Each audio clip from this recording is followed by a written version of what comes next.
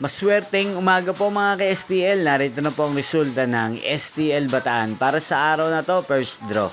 May 30, 2025, araw ng Biyernes. Naway ang mga natayahan nyo po mga numero kanina ay manalo nawa ngayong umagang ito, 11 AM. Kaya kunin nyo na po ang inyong mga tickets. Narito na po ang resulta.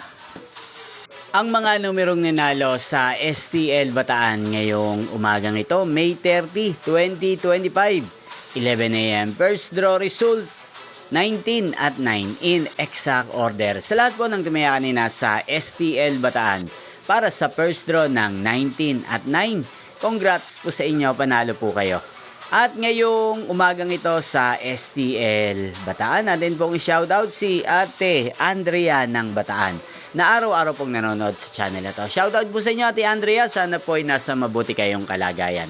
Inyo pong napanood ang resulta ng STL Bataan sa channel na to, Roderick Hernandez TV. Magkita-kita pong muli tayo mamayang 4 PM para second draw result ng STL Bataan. Thank you for watching.